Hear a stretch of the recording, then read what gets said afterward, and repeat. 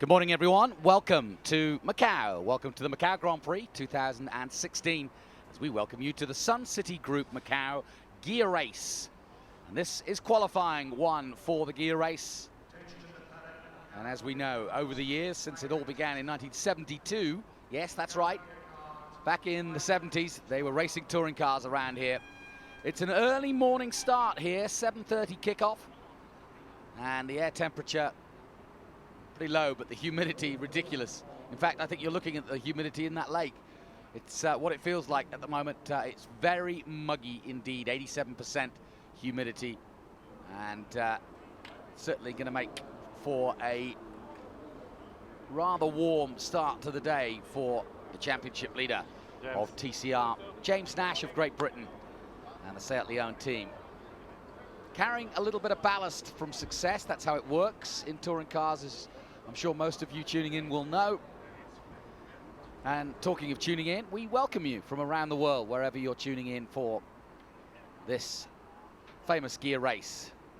Camini of Switzerland was the man of the moment this time last year. Could he do it again? He's still in contention, as is his teammate, Jean-Carl Vernet. And Ian leads the way and has won the TCR Asia series, but there's a few places still to be got in that, as there are in the TCR International Championship. Plus, we've got several local entries as well. That is the spirit of the gear race, of course. So it's going to make for an interesting day for sure. Timing by MST, doing a brilliant job as always.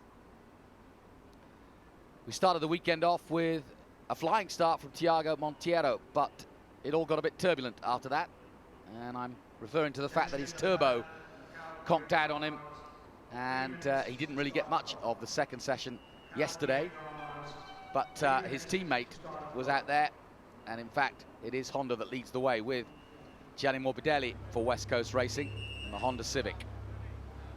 Pepe Ariola was the second fastest in the Seat. This man, Comini, was third. Comini, of course, such a colourful character.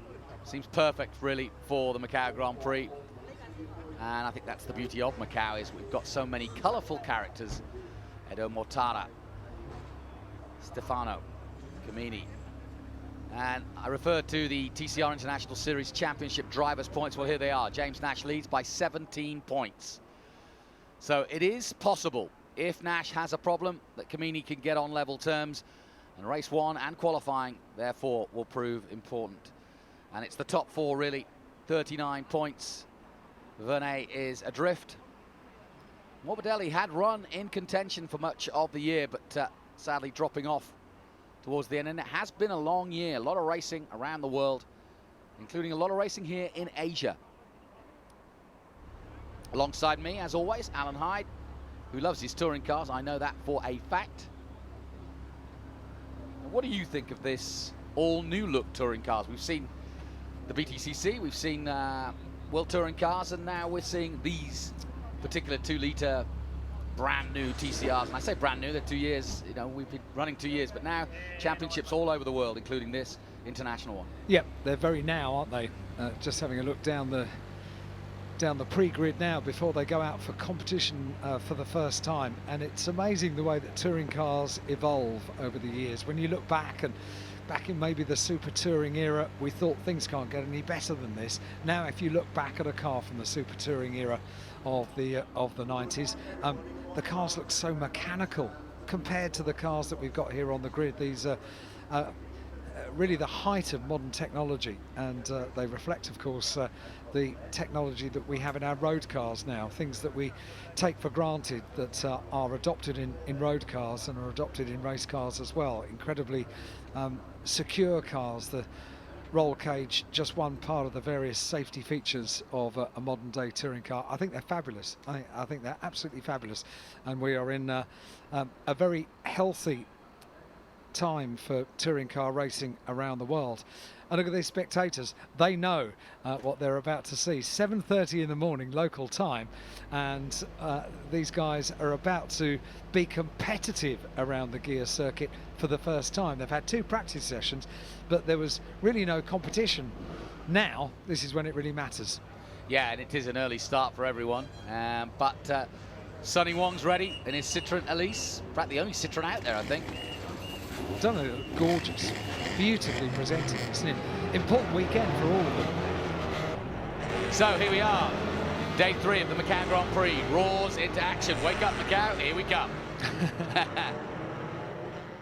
Now, if you're tuning in for the first time, this, of course, is a street circuit. That much is obvious.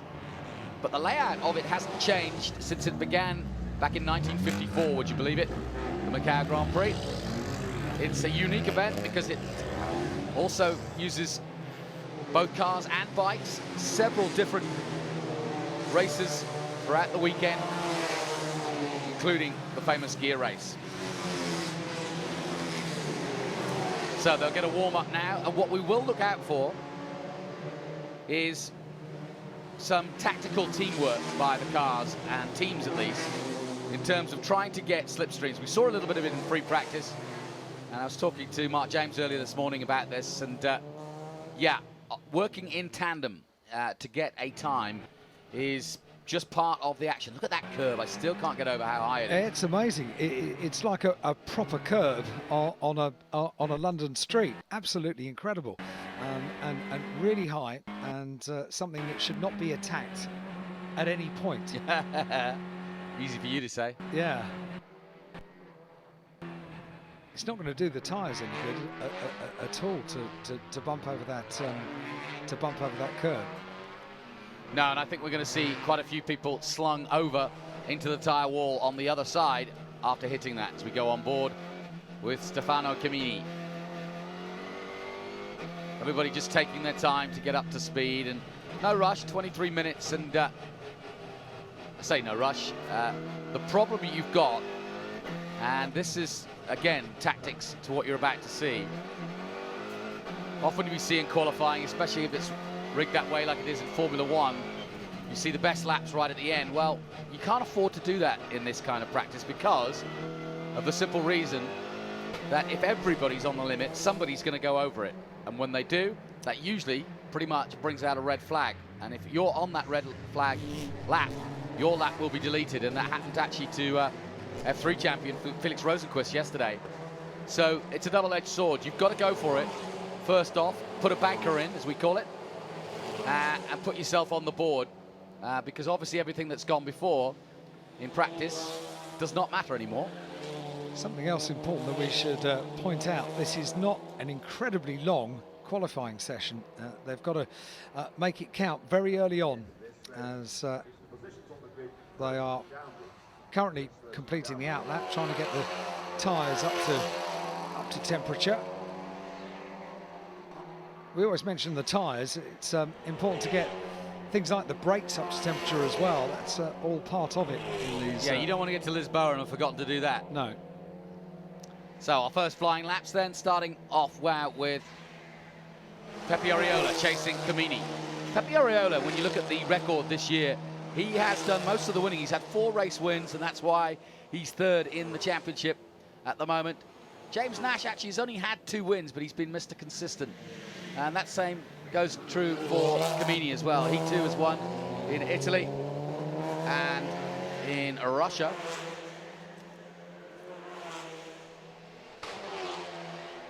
I'm looking for John Calvane to come good.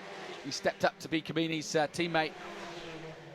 And also, I'm keeping a watchful eye on local hero, Andy Yan. And I say local hero, he's a multiple touring car champion from, our first accident already. Well, that's exactly what I'm talking about. Just when you start your first flyer, which Camini is doing, will he be able to complete it, I wonder? That's car number 8 that's turned around. That's Mikhail Grachev, who spent most of the time in the pit lane yesterday getting fixed up. And so not turning out very well for the Russian. Oh, whoa. Yeah. I'm afraid he set sail into that barrier long before he came through the middle of that corner. And that's very early on in the session as well. Yeah, I know.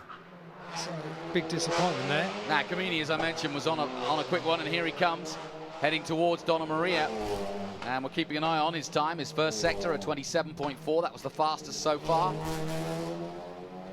In fact, the only one near him is Morbidelli, no surprise. And Grachev is stuck in the middle of the track at the moment. Out of Melco comes Camini. If we're talking about drivers that we should keep a keen eye on during this qualifying session, Pepe Oriola is another one of them. And yeah, if anybody's going to stop the rot, so to speak, if anybody's going to stop Nash or help Nash, it's going to be Pepe Oriola. He's always quick around Macau, always quick. It's funny, I asked somebody, you know, pre-weekend who to look out for, and they said Pepe. Yeah, yeah. Well, we saw him running very closely in touch with James Nash's teammate yesterday, almost a bit too closely at one stage. So we'll keep a keen eye to see how. And as we say that, 2:36.7, Pepe goes quickest. The two of them, in fact, the three of them, Jean Calvenet also putting in a lap. So we do have some benchmarks now, the top three that you're looking at on screen. Pepe leads.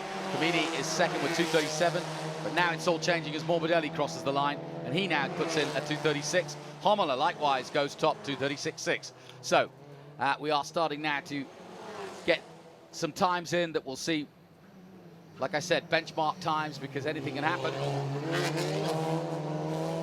So Camini and Oriola going around together. This is the right-hander at San Francisco that marks the start of the long middle sector, and that's the one that gives us the clue as to what the lap time is going to be like. If you go best in the middle sector, chances are you could be on target for a provisional pole time. Well, I'm just looking at yesterday's free practice, and of course Morbidelli 2:33.4, so we're a long way off that yet, so I think we're still bedding in, so to speak. Homola in traffic. He's got Morbidelli though in front of him, so how much traffic that is, or do you just work together? Well, he's flashing the lights and saying, get out of the way, my friend. So, yeah, proper motorway tactics there to get past, but there really isn't the space. That's the problem. No, Gianni has got out of the way. Yeah, watch on from the pit wall. Homola, fastest man so far. Morbidelli, ironically, was quickest in that first sector, and he has pulled out of this lap, obviously, to get out of the way. We just saw him do it. It's a lot of cars, which is good news. 33 in total. Well, that was the complaint from the drivers to Mark James yesterday, that obviously traffic was a factor, but really, it's Macau. You don't get on the plane going to Macau and not start thinking that there's going to be traffic. It's a street circuit. You put a bunch of production cars out there and a few walls and barriers, and you're going to get traffic. And here's the other thing about that. It's the same for each and every one of the 31. Yeah. Well, it's part of the game, too, is how you deal with that traffic, how you choose to do your qualifying, when you choose to do your qualifying. Your tactical planning. Yeah. Yeah. It's not, like I said, it's not like a lot of qualifying sessions in motor racing where you go half an hour hell belt for leather and see how quickly you can go. This is all very tactical. Morbidelli goes quickest again in the first sector. Second sector quickest by James Nash, so he's on it as well, but his first sector was slow. So I think we're going to get a variance. There's Nash's time on the dash, as you can see, as he comes into the last corner.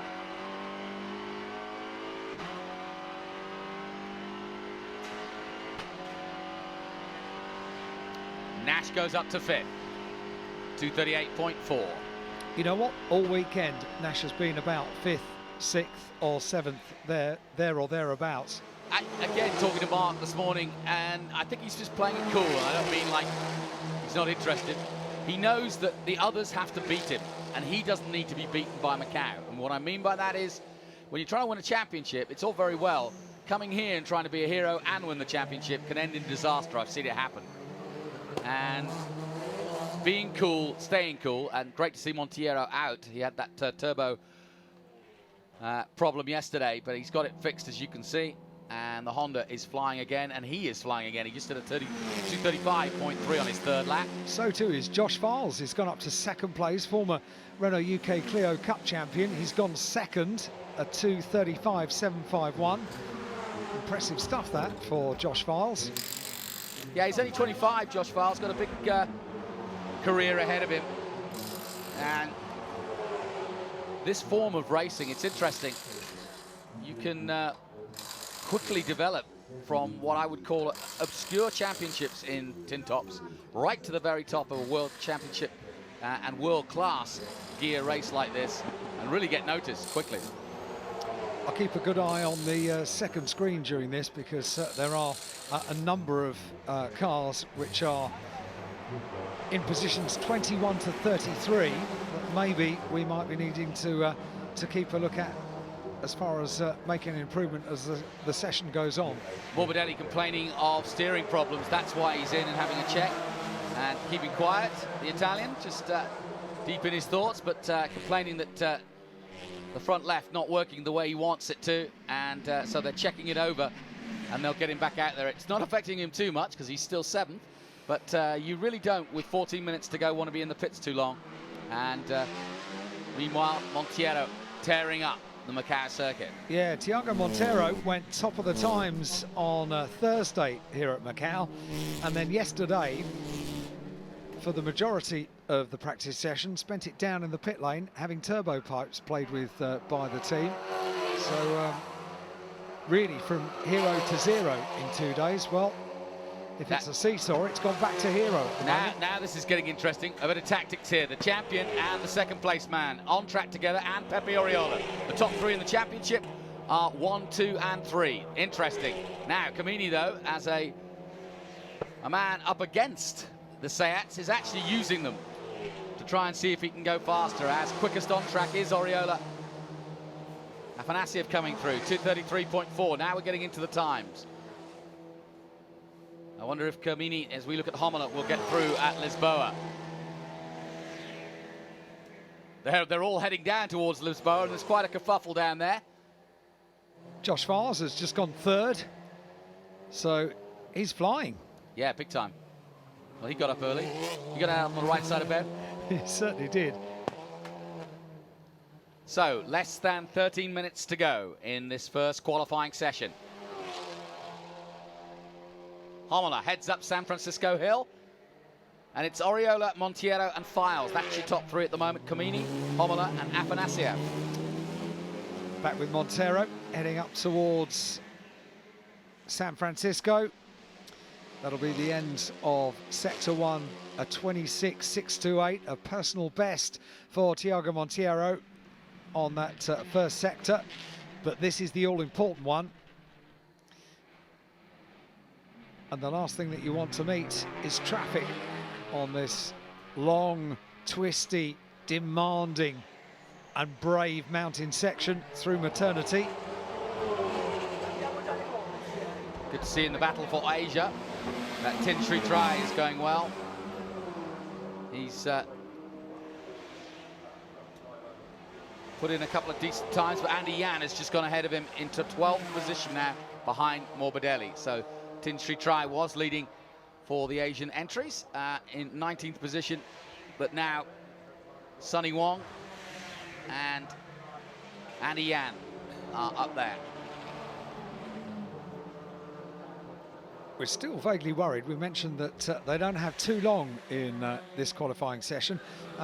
Still slightly worried that Gianni Morbidelli still down in pit lane. Well, and obviously working on the car. I mean, he's put in a good marker, but it's dropping down, isn't it, quickly? Because he's now down in 11th. Yeah.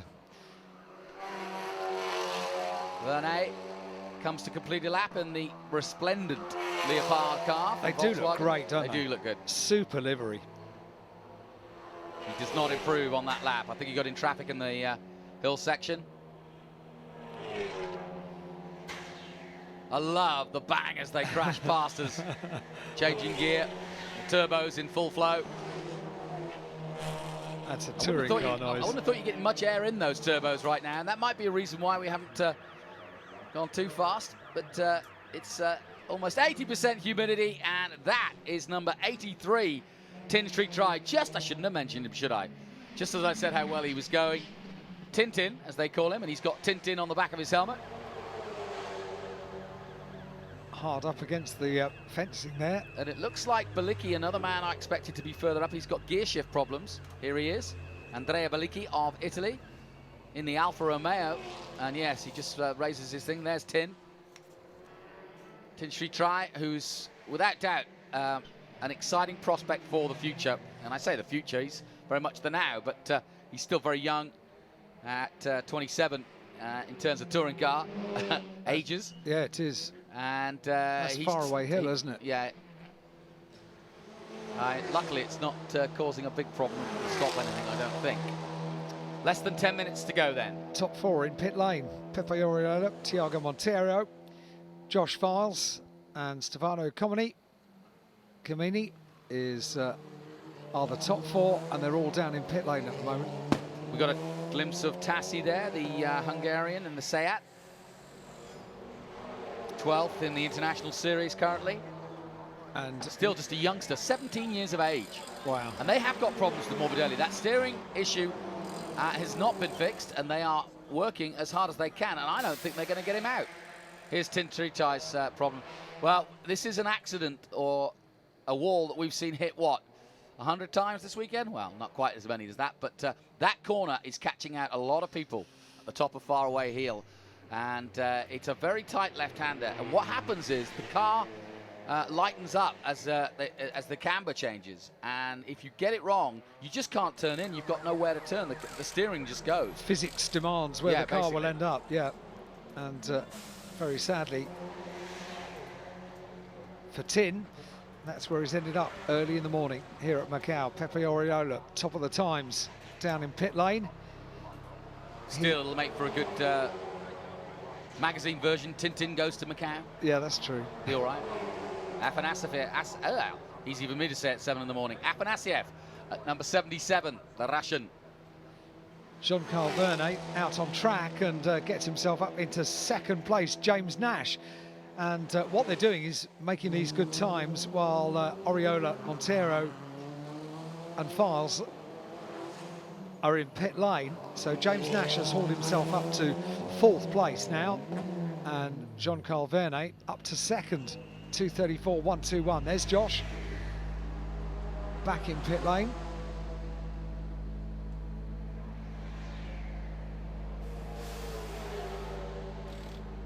He's a cool, calm character, is Josh Files, and very, very quick. Currently 5th in car number 50. A bit of smoke from one of the cars. That doesn't look healthy at all, and I think that's the Mercedes that's had problems. Oh, get out of the way, my friend. Yeah, he's not being very healthy at all, I don't think, that's in terms of problem since the out, hasn't he? Yeah.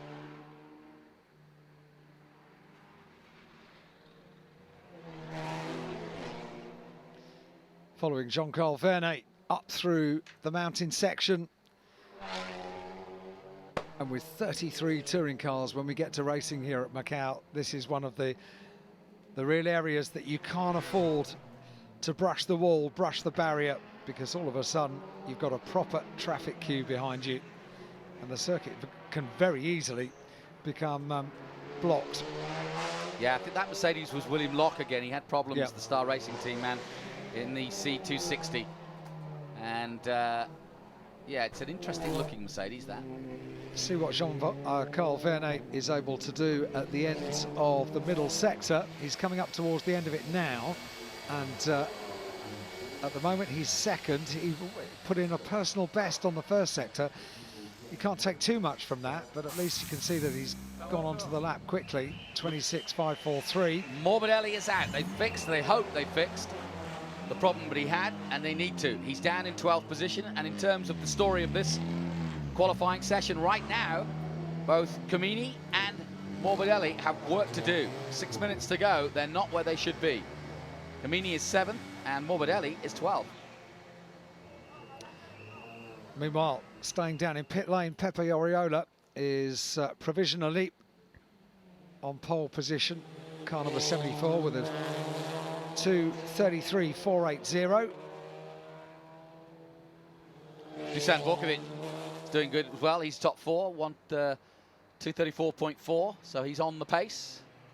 Having said that, I say on the pace, 2:34.4, he's a 2nd. Now, we've just heard raining in the pit lane. So, drama indeed with 5 minutes to go.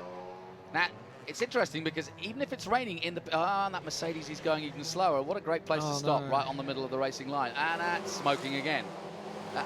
with all due respect, Mr. Locke, I'd get the heck out of the way. We got some racing to do.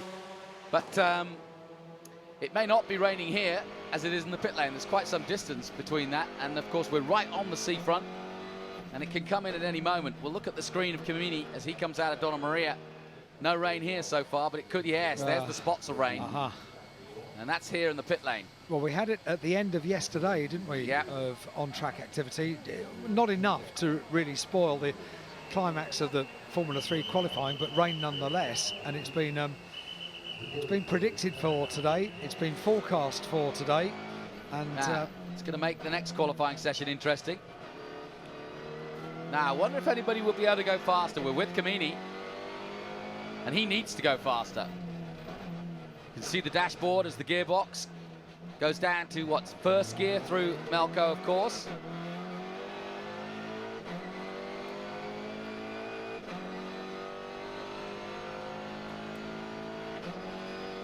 You see it flipping over, fourth gear, fifth for a moment, and then into Fisherman's.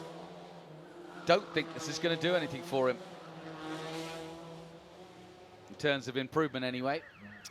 They've got the rain because all of a sudden quite a few cars electing to keep left and head into pit lane. So I wonder if that's as a result of these spots of rain that we've got down there. Well, Hummel's going to be disappointed. He set the fastest lap early on, and now he's down in 8th. Camini hasn't improved. He's still 7th. And now you see, look, the rain's coming very quickly into the pit lane, and it's nowhere else to be seen. So this is probably the worst scenario, because what do? Do you put wets on or not? Well, the latest weather forecast that I've seen is that heavy rain is going to arrive this afternoon. We're not going to put too much faith in the weather forecast because we were led to believe that yesterday was going to be wet in the afternoon, and it was far from it. We had relatively cool and dry conditions yesterday afternoon, which were perfect. And I was watching the BBC last night, and they were saying that Hong Kong and the area will get a lot of weather this weekend, certainly today. So we've had 2 dry days, and this rather looks... Yeah, this is wet all over now. You can see the drizzle that's come down is now proliferated right throughout the track. And I would say that you're almost in a position to want to go to wets, but yeah, it's raining quite hard now at the top of the hill. Yep, you want to be tiptoeing around on dry tyres. James Nash. First time we've seen the windscreen wipers this weekend. Now Nash is on slick tyres here, and you can see, you can hear actually how they're spinning up. Listen. Yeah, so on goes some wets. It looks as though Montero's got some wets on. He's going to try and set a pace in this, and it's smart to get out in these conditions and get some wet tyres on, because if this is what's going to happen for the weekend, you want to know exactly the setup for that too. Nash just gingerly getting himself round, because any blip of the throttle too much and he's going to be in that barrier, and that could end his weekend quite quickly. Yeah, you wouldn't be wanting to be out in this, would you? Well, it's now stopped raining in the pit lane and it's still raining on the top. I think this sort of drifting shower is just sort of drifted. Still raining at the top, but it's done its damage already to the circuit. It's the first rain that we've properly had today, so greasy, slippery, wet, barriers, walls. I think I'll pop back into pit lane as soon as I possibly can now, and that's what he's going to be doing. Yeah, he's just trying to get round, isn't he? Yeah. Camini is up, and you can see Camini just hit the wall slightly. Little graze there. So that is a battle scar from Macau. And if you have to ask the question, is Stefano trying? Yes, I think is the answer. Just scraped the wall slightly. But that could be the reason why he's down in 7th. He'll be disappointed with that. Stefano knows that that's not a good starting position.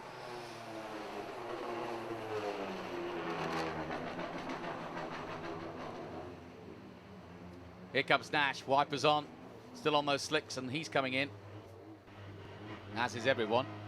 The clock ticks down, 20 seconds to go, and Pepe Arreola is the fastest man so far, the only man to get into the 233s with a 233.4.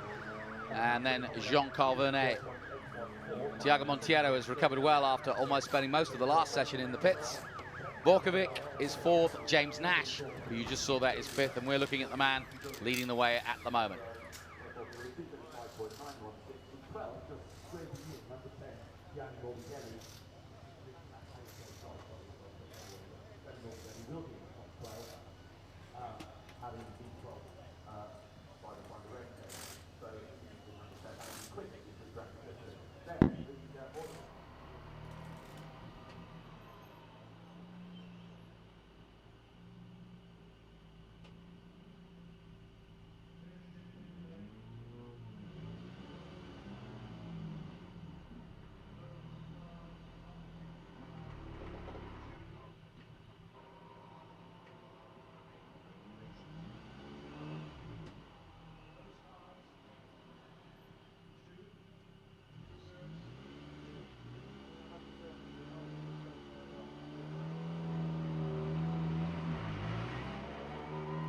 So these are the scenes, and you can see it's rather nasty out there at the moment. It's early morning here at Macau, and if you're just tuning in, we welcome you to. We've just had a quick shower, which is appropriate in the morning, but not when you're driving at 130 miles an hour around the streets of Macau. And as you can see, everybody making adjustments. So can you reset that to 40:38? 40:38. Andy Yan, 13th quickest. That's a good result for him so far. And he's ahead of his teammate, Kajaya, and that's impressive. 2:36.9 by the Hong Kong driver. And he's just behind Gianni Morbidelli, actually, who is 12th, and that's the big disappointment. Morbidelli going well at the start, then had a steering problem, and that shows you how quickly things can change. He's down in 12th position. That's the first time we've seen the Brollies go up in the grandstands, but it hasn't diminished the extreme support that the locals provide for this event. It's a most wonderful atmosphere, unique atmosphere that we have at Macau, and these are super fans. 7:30 in the morning, and already you're in your grandstand. Yeah, proper super fans. Well, they're just coming back out from the from the casinos. Yeah, that is true. Yeah, they don't seem to go to bed very often. Yeah, I don't know when the Chinese here in Macau sleep. I really don't. It's a city that never goes to sleep. It does not. And if you don't, and if you don't close the windows and close the doors, no, that's true. Put some earplugs in, you ain't going to sleep either. When you hear a door in the hotel at night time, you don't know if someone's coming in or going out. Yes, very true. Could be all sorts. It's a most incredible and unique part of the world is Macau. And this is the most incredible, unique event. Let's hear from David Kajaya. He is with Mark James. David, a very difficult qualifying session. How was it for you?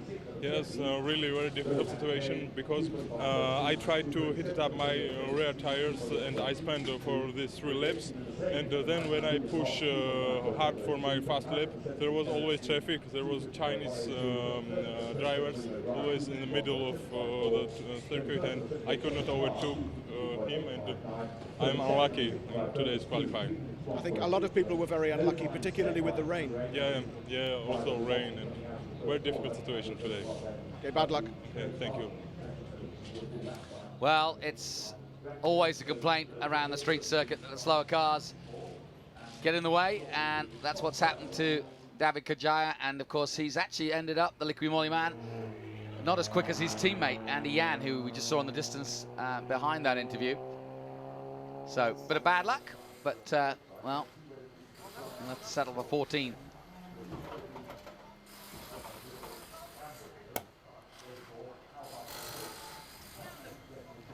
Now the car's going through Q2, 74.2, 81, 62.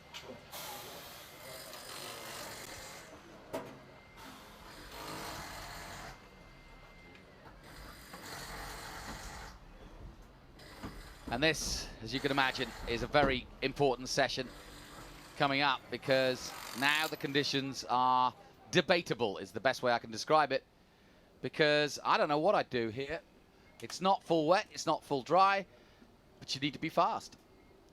The thing is, and you made the point earlier on, it could have been raining at different amounts on different parts of the circuit. It's a long circuit. There's 6.2 kilometres in total. So there may be certain elements of the circuit that would require, without a shadow of a doubt, a full wet tyre to make the most of it. There might be certain elements that would benefit more from a dry tyre. I tell you what, I know if I were in this position and I were one of the top 8 and I was still in contention for the championship, I would play this cool, because it's all very well trying to be fast in these conditions, but it's also, it could be a weekend-ending decision too if you try to go too fast and make one mistake.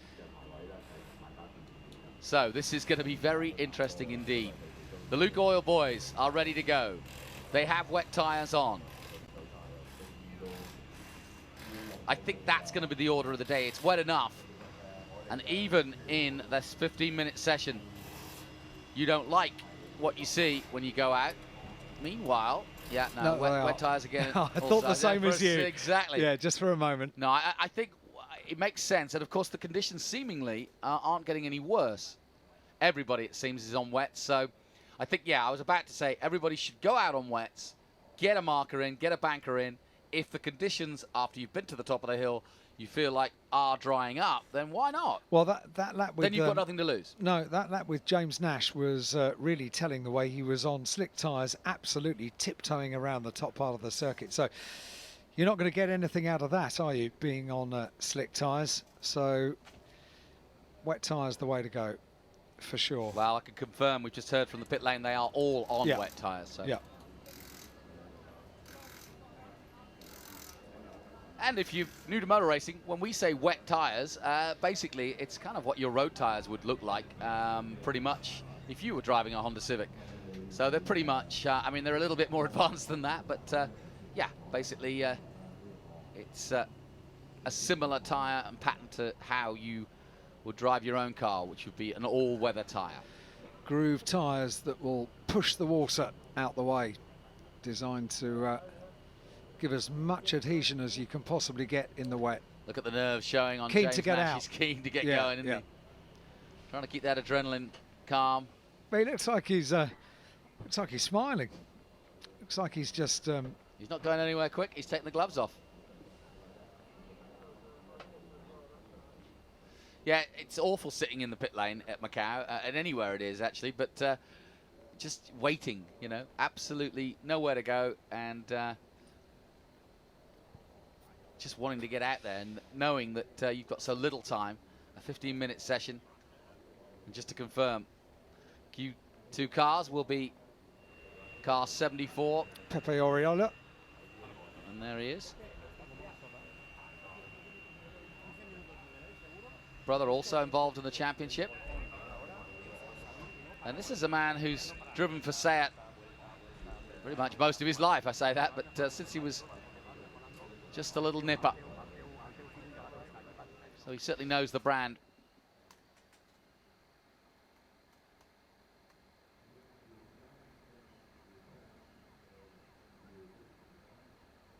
So a lot of work going on for the engineers. Well, we've been mentioning Pepe Oriola, so why don't we head down to Mark James and hear from the man of the moment, Pepe.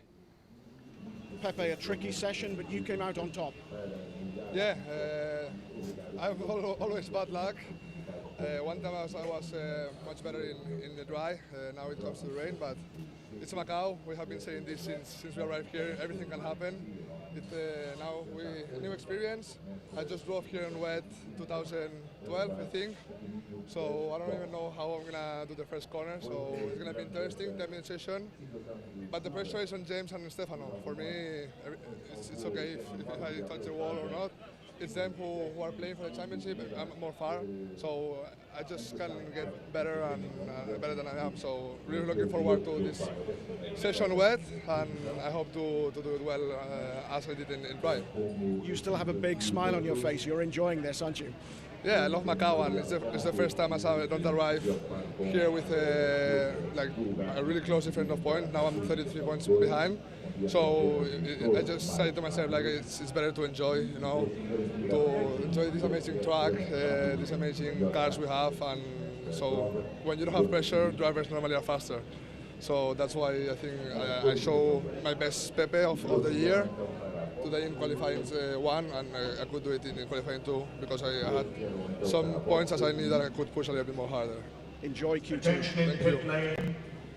Thank you. Yes, a very telling interview with Pepe Arreola, because he's doing what a good guy does, which is pretending that he's not in the championship because he's got so many points to catch up, which is true, but also saying a cool guy, a guy who out the pressure at Macau, tends to be a fast guy, and that's what he is. That was a fascinating question that Mark James asked as well about, well, you're smiling, and I'd noticed that as well.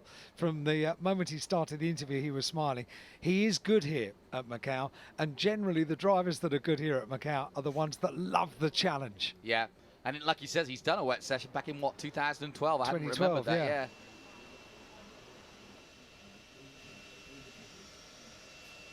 And as he says, he doesn't really need to do any more.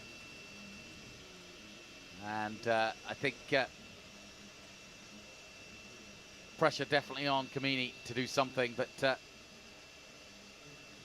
got all the cool suits going on, everything blowing on him, trying to keep him cool. Now we've got a fully wet track, there's no question about it. Here's the championship of points again, and that's where Pepe Arreola was referring to those 33 points he's adrift. And it is a tough ask. He's going to have to hope that Nash and Comini scoring no points. Well, how about Jean-Carl Vernet? Let's hear from him with, again, Mark James. Jean-Carl, happy with Q1? It's okay. I mean, the track was really dirty, and we were all improving lap after lap. My lap was pretty good. I think it should have been much better, but I had to live with the yellow flag in turn 15. So no, it's okay. The car is getting better. Not perfect, but we improved it compared to yesterday, and now it's a completely other story. It's raining, and this track will be pretty tough on the rain, but Salzburg was really great on the rain, so I hope we're going to do the same now. They say that Macau is a lottery. This is just adding to the surprises that this track can pile on you. Yeah, I mean, I've been here 2 times. I never had rain, so it's always a little bit cloudy like this, but no rain. But yeah, it's part of this challenging Grand Prix. All right, enjoy Q2. Yeah, I hope. Let's win. Jean-Claude Vernet says, yeah, we had a bit of a wet weather in Austria, and that was okay. And I'm like, yeah, I guess you had gravel traps there, my friend. A little bit different here. There's Andy Yan, the Liqui Moly man.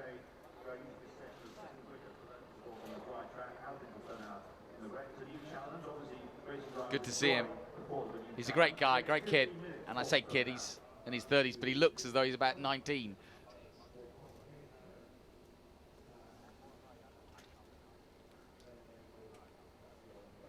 Yep, 33 years old. Hong Kong man.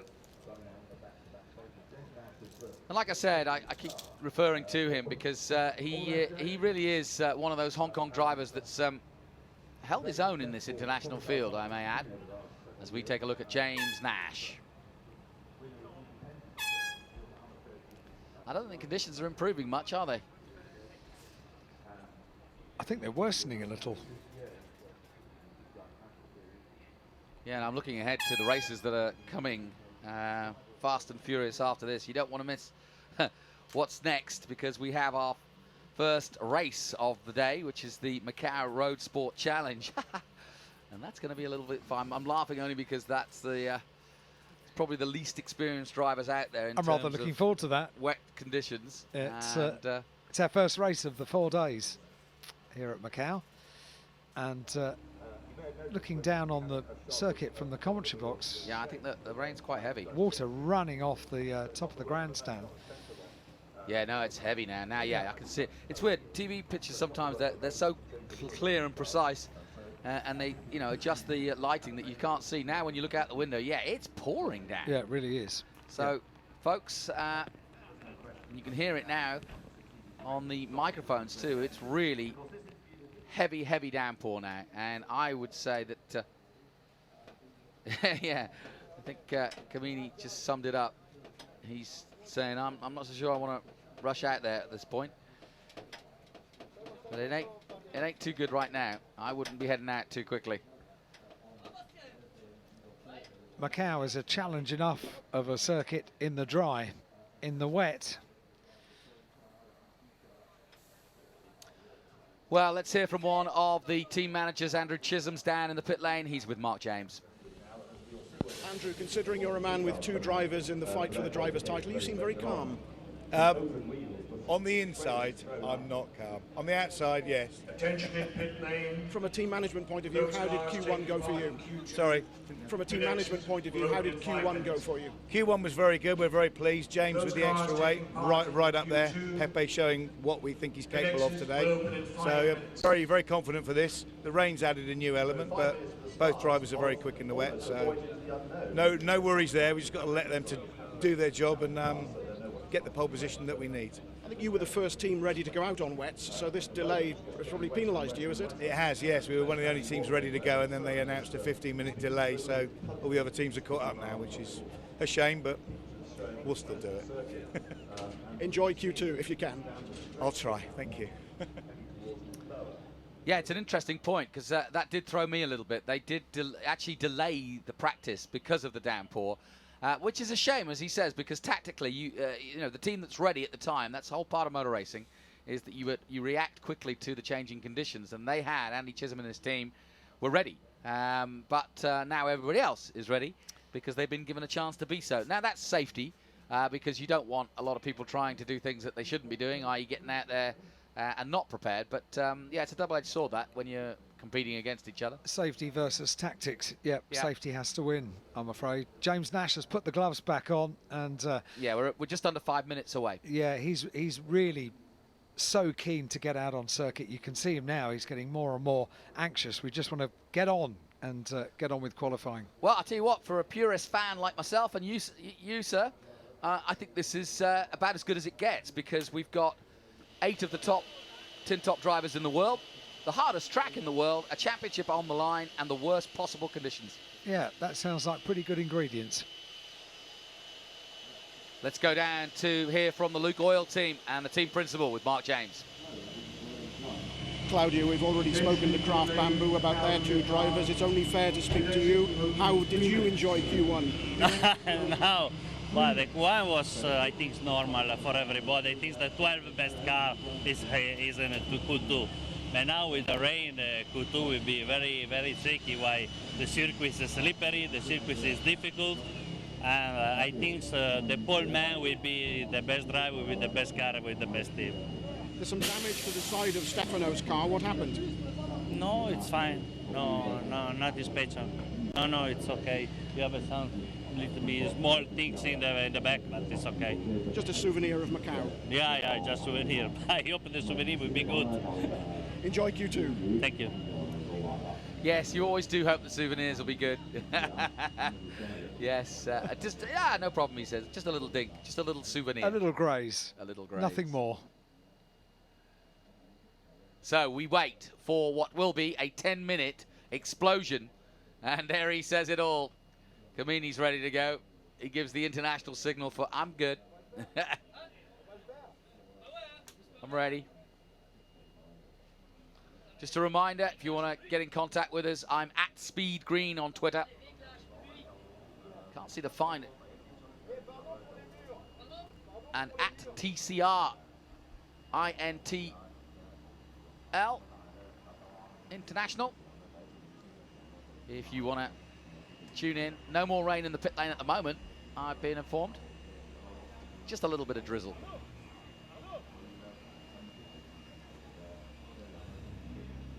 But as we said before, Johnny, the damage to the circuit already done. Well, and you know, and it's kind of, in some ways, if it's full on raining, you know what you're into. Yeah. It's when it's, and with the 6-kilometer circuit like this that goes uphill and literally up a mountain, as we call it, you know that the conditions are going to vary, and so you're going to come out of a blind corner and not know whether it's going to have the same grip as the corner before. That's what makes this so exciting. Drivers prefer it fully wet.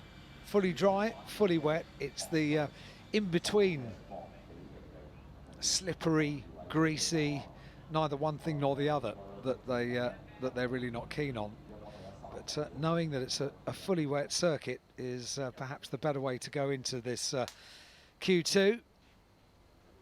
Cars lined up. They'll be taking to the circuit very soon indeed. just preparing. See how anxious James is to get out on track. Now the gloves are on, aren't they? Yep. An independent champion in the BTCC back in 2011, an independent champion in WTCC 2013, and James Nash now very keen to get that. Green light is on, and we are go here at Macau for the second qualification for the gear race. And Stefano Camini, as we go on board with him, we'll take a look at the conditions as he comes out on track. And you can see for yourself, it's pretty treacherous. I would not want to go through the Mandarin corner at speed in these conditions, but that's what they have to do. An important lap, this, a reconnaissance lap, this out lap, to see just exactly look at these conditions. And that's another thought I hadn't thought of, which is sometimes the cameras, because of the humidity, don't give you a description of what they can see, but we saw from on board there, it's going to be misty too, and hard to get vision if you're in a group of several cars. At the moment, advantage Oriola. He's at the front of the queue. No spray, and there is significant spray. Wow. Well, this is as wet as I've ever seen Macau. That's glass. We had a hurricane come in one year, and we had to run on Monday because it was just too windy and wet. And in fact, it blew half the grandstands, you know, awnings down and so on and so forth. It got very dangerous. Is it reasonably common in this part of the world? Yeah, hurricanes and typhoons, yeah, very. I did at least a couple of years, yeah. I did notice in the drawer in my hotel there are instructions in case of hurricane. So I figured that it was not. Yeah, and then in the next drawer it's Gideon's Bible if all else fails. It's like, I didn't get to. yeah, I didn't get to good. that drawer. I'd stick with that. That's for tonight. So then, Pepe Oriola, who says no pressure on him. He's just going to go for it. And he said it's for the others to have the pressure, but he's got the perfect position. He's in the box seat, so to speak. But to be fair, the wet weather tyres that produce modern day are amazingly grippy. The reason why we're sort of being tentative is that it's just not like any other track, because one mistake, and you end the practice for everyone pretty much, and you're going to be in the wall. You can see for yourself how narrow it is. Well, you almost can't afford to even have a wiggle riding on board with James Nash. Nervous moments then for the pit boys. Watching on. The Leopard boys. Thumbs up for now. All smiles for now. We heard from the team manager a few moments ago. He seemed quietly confident. It's going to be interesting tactically how they run this. Just 8 or 12 competitors out there. Pepe Oriola setting the fastest sector 2, but no surprise, he's the only one not in traffic. Just bear in mind also that this is the opportunity. Yeah, that's another thing as well, the glare. Not only the balls of spray, but also the reflection coming off the rain on this glass-like surface. Very tough conditions. Standing water. They've now had an opportunity to see the whole of the circuit. Well, I don't think they like what they see. No, well, I think the top 2 boys just came in. Well, Pepe's got through, so Oriola starts a quick lap. This is it. And it's very tough out there. You can see how slow they're going. And 3:23s, they're almost a minute slower. But Camini trying to follow Jean-Carl Varnet around. But really, look, you can see him just keeping to the left of him because he doesn't want to get directly behind or go to the right of him. But then he's offline. He has to come into line here through Mandarin, and look at him being very careful not to get too far on the gas. This is not easy at all. But these onboards illustrate brilliantly what it's like out there. He's in 5th gear, but he's barely cruising. Listen. That's incredible, isn't it? I've never seen. It's as though he's on a warm-up lap. Well, it's a real tiptoe around the circuit, isn't it? It doesn't look so tiptoey for Pepe Oriola. Yeah, he's on it. He's pushing on now, and this is the first opportunity to have a flying lap. Pepe Oriola, we said, had that advantage, leaving pit lane I tell you who would like this one would have been Sebastian Loeb, who came here a few years ago. Looking for the handbrake around Melco. Yeah, a good rally driver is what you need now. Jean-Carl Vernet did the quickest of the Sector 1 times, a 34.6.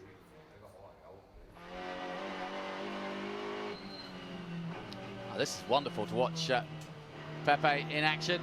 And he's already caught up to one of the cars that's still on the warm-up lap. Down towards police. This is a critical corner. Quite rightly, he slowed right down. Ooh, he got on early then. That was risky. But he's pushing it. Nash goes through. Overall quickest in first sector was... I think Nash is ahead of Oriola on track, actually.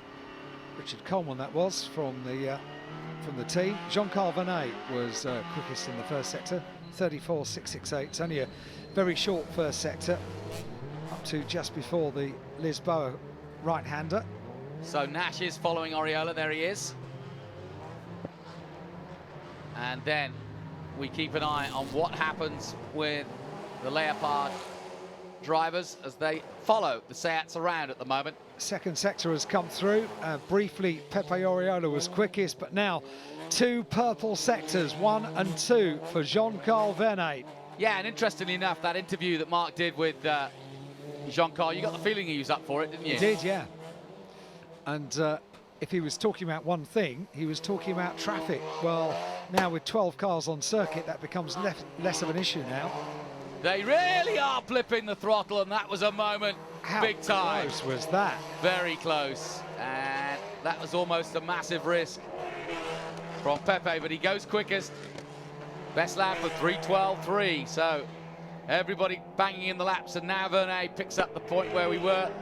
3:10, he is the quickest man on track. Can I just point out, Kamini is second. As well, in any of the disciplines that we've seen out on track over the the third day here at Macau, that's the first time we've had purple in every sector. It is, you're for right. anyone. Good point. So everybody watches on now. Jean-Carl Vernet is the fastest man on track. James Nash, purple in sector 1 on this second flying lap.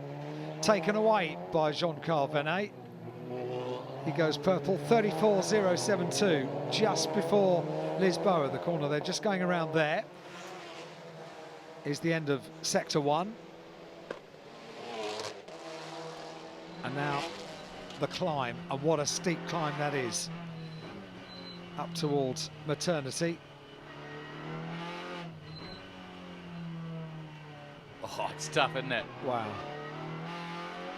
How quickly do you get on the gas? Pretty quick. But then off it again. And it really is just feathering. Well, this is amazing. Such a delicate balance, isn't it, when you hear the throttle being used here? Yeah, just, he's trying, but he just doesn't want to overdo it. This is James Using the Nash. gearbox and lower gears as well, so not to get too much wheel spin. Boy, this is a real masterclass. Superb. Trying to be delicate. Around police, and that's a corner that's caught many out in the dry so far this weekend. 6 minutes to go. Vernet leads. He's just gone quickest in the first sector again.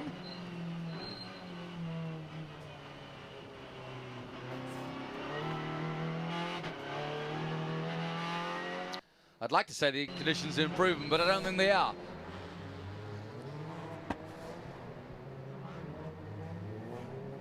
Out of Melco then. The clock ticks down, 5 minutes to go. And we're pretty much looking at maybe one more lap at this sort of pace. Hey, you know that lap we've just followed James Nash around. Briefly, he was quickest overall, and then Jean-Carl Vernet, once again, goes quickest in Sector 2. Well, everyone's on their quickest lap of this session, pretty much, including James Nash. And in a moment, we will see where we... 3:10 is very beatable from here. Nash surely now will go quickest for a moment. They cross the line now. Oriola crosses the line first. He does go quickest, 3:08. We've got down to 3:08.1 by Nash.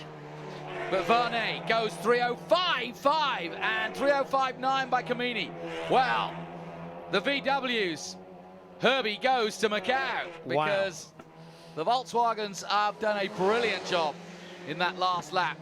That's 3 seconds, 2.5 seconds ahead of James Nash. Very impressive. And for the first time, Gianni Morbidelli is a name we can mention, because although he is 11th out of 12 cars, he's just gone overall best in Sector 2, a 1:52.430. Gets him up to third.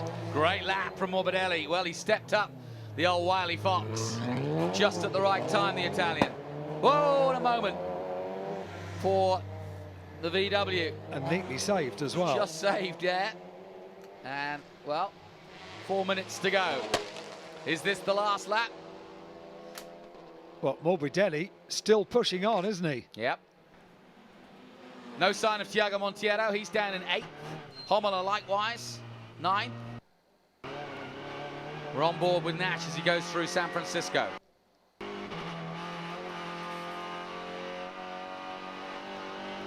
Nash went wide at Lisboa, which is why we got on board with him. And so a mistake made in that lap, and that's probably going to put paid to any chance of him going any quicker in this one. He's 10th, 11th is number 50, 11th is number 77, Sergei Afanasiev. So then, we wait. Can anybody beat 3:05.5? I've doubted in these conditions. Very impressive.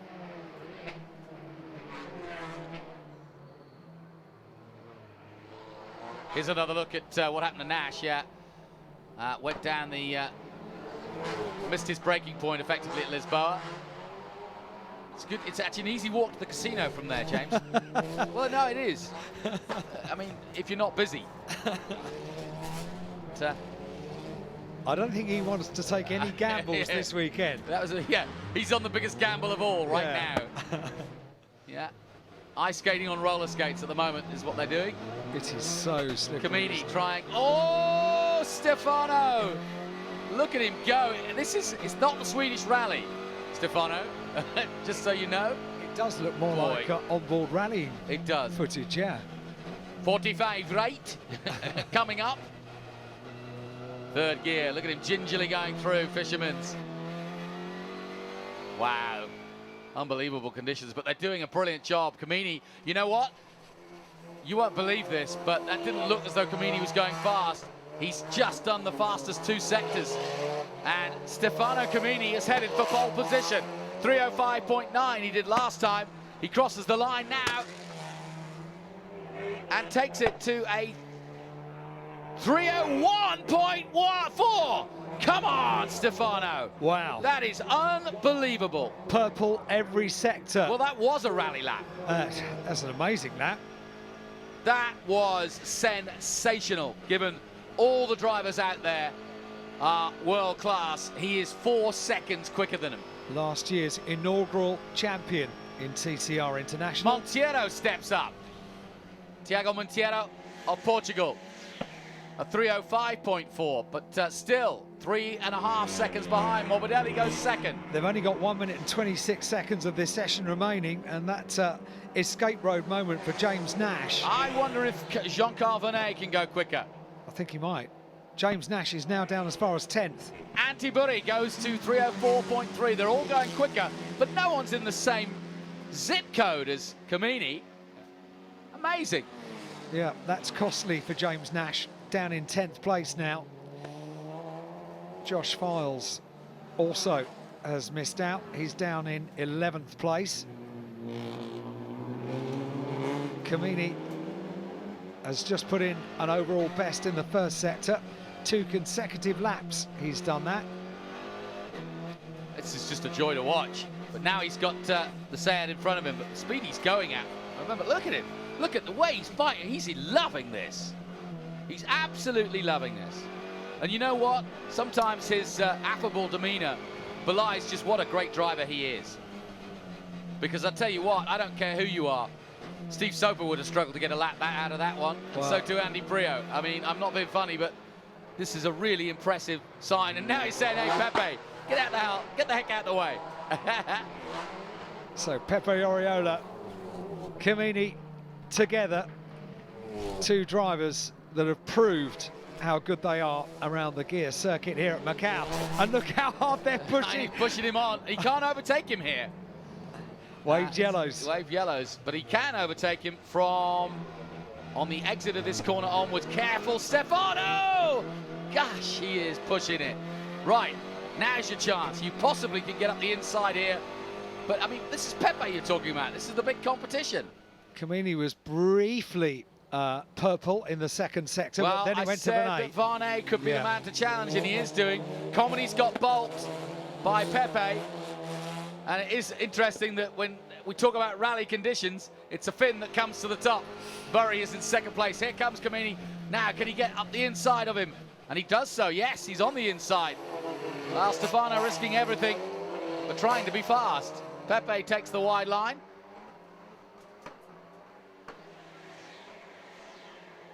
And they cross the line. Camini, 3:01. And look at this, Varney goes quicker. 3:00.6, 3 minutes dead. And that's it, checkered flag is out. So this lap is the one that has to count for the remaining 8 cars to take the checkered flag. These guys got out before the checkered flag, right? No, did they?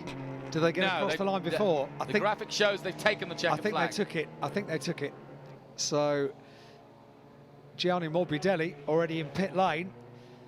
So only 5 cars yet to take the checkered flag.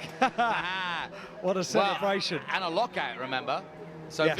VW have, Volkswagen have locked out the front row. And that one, I could watch that. I want to watch that back tonight. Yeah, thumbs up, mate. I could watch that all day. He's got... Yeah, Camini's like, well, what the heck else could I have done? Such an amazing character, isn't he? Very cool, very calm. And I'll be keen to see his celebration when he gets back to pit lane. The team are enjoying it very much. Everybody has taken the checkered flag now. Well, it's one of those situations where it could have gone horribly wrong with those conditions, but it didn't. James Nash got himself up to 7th on that final lap. That was an important lap for James Nash. Yeah, it's not good enough, though, nor for Morbidelli either. They're not going to be happy with that. And Pepe Oriola down in 10th. Yeah.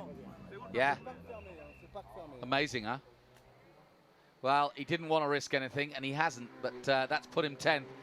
You know, in these conditions, like I said, I would have done what Pepe done. Well, that session, that 15 minutes could have gone another way, and I'm very, very glad it didn't. Absolutely. They kept it all neat, kept it tidy, kept it sensible, and kept it out the wall. Well, fascinating session to start the day.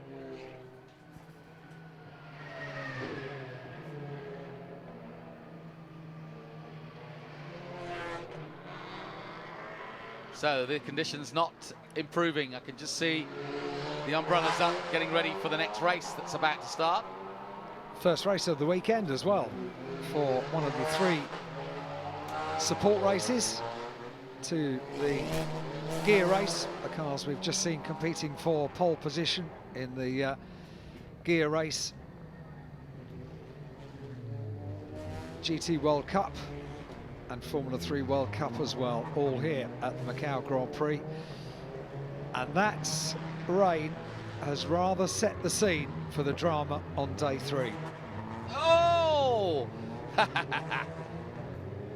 that's how you get around Melko. It's one way to get around Melko. That was nicely done. Don't think he was doing a handbrake turn, but it almost turned into one. On board with James Nash.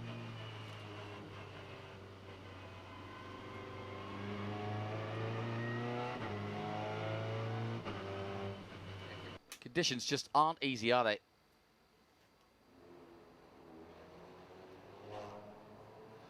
So that concludes then our 2 qualifying sessions for the gear race.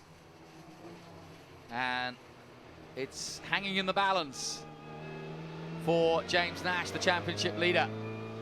Camini is in the perfect spot to try to go for the championship. He's got the help of Jean-Carl Vernet, who's currently 11th overall.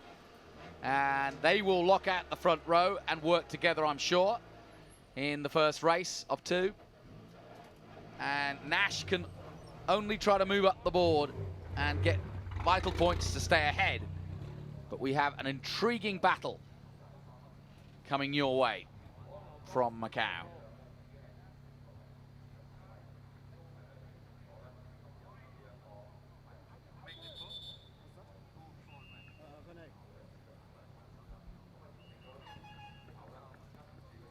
Seven seconds difference between the top 12.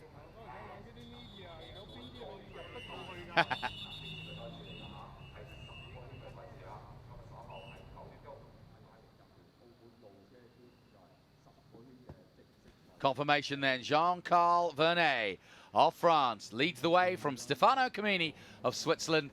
The 2 VWs lead the way ahead of Honda's Monteiro, Seat's Antia Buri, the Finn, Borkovic in 5th place, Morbidelli, Nash and Afanasiev round out the top 8. Homola, Pepe Oriola, disappointment for him, 10th position, Josh Files 11th, Tassi, Jan, Andy Jan 13th position, the leader in the TCR championship, in fact the champion. He beats his teammate Kajaya as well. Little further down, Tin Shitrai had a bit of an off in his Honda Civic. Edgar Lau, 22nd. Wei Chao Yin. Galeana's had a rotten weekend. Rafael down in 24th position. And a little further down, Andrea Balecki had also gearbox issues, down in 25th position. William Locke had problems with that Mercedes. It was smoking. Well, let's hear from the man who has taken pole position here at the Macau Grand Prix. He's with Mark James, Jean-Carl Vernet. Jean-Carl, many congratulations. Exactly what you had to do. Yeah, I think it was a plan to be in pole here, and no, I'm really happy with the qualifying one. Like I said, was okay. Didn't take too much risk, and now we had to take risk if we want to be quick, and if we wanted to be quick. That's what I did. After in front of me, Stefano and came back on Pepe, and I saw that he's gonna be, I mean, how do you say? You're gonna lose time in the last sector, so I said, okay, I'm sure I can do the pole without taking risk, and it's what I do. I did a perfect lap. The car was absolutely great, and it was tough. It was really challenging. If you wanted to push a little bit more, it was in the wall. A lot of wheel spin. So no, I'm just really happy. It's what we wanted. It's what we said we're gonna do, and we did it. So great. Stefano alongside you on the grid. Yeah, I think it's gonna be. I mean, it's good for the team. It's good for Volkswagen. Let's see after for the championship where it goes. I have to take a good start. My goal now is to do like in Singapore. We'll see if it goes this way. I hope so. Well done. Thank you. Yeah, good comparison. Obviously, Singapore, another street circuit which they raced at. And they'll try to work as a team to get closer to winning that championship. It's certainly not over by any means. It's been a long season. So that concludes our qualifying for the gear race.